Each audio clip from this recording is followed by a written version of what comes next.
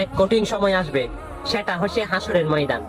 সেখানে কিন্তু আপনি কাউকে চিনবেন না, একমাত্র চিনবেন আমার প্রিয় নবীজিকে। আপনি কিন্তু আমার প্রিয় নবীজিকে 3 জায়গায় পাবেন।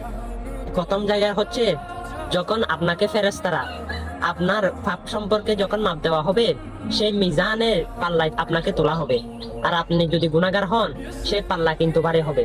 আর ফেরেশতারা আপনাকে ধরে নিয়ে জাহান্নামের দিকে নিয়ে যেতে থাকবে। তখন আমার প্রিয় নবীজি দেখবে, আপনাকে ডাক দেবে।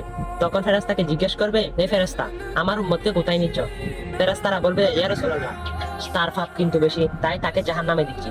তখন আমার প্রিয় নবীজি আপনাকে আবার নিয়ে আসলো, এসে মিজানের পাল্লায় তুললো। আমার প্রিয় নবীজির আঙ্গুলটা আপনার পাল্লার মধ্যে দিল, আপনার নেকির পাল্লা ভারী হয়ে গেল। হ্যাঁ, সে মুসিবতের সময় একমাত্র আমার প্রিয় নবীজিকে পাবেন। আর সেই নবীজির হাদিসগুলো মানেগুলো মানুষের কাছে পৌঁছাবেন। অবশ্যই সেই নবীর সুপারিশ আপনিও পাবেন। আর অবশ্যই মুসলমান হলে প্রতিদিন বাজে ভিডিও অনেক শেয়ার করেন, এটা শেয়ার করে দিবেন। আমিন।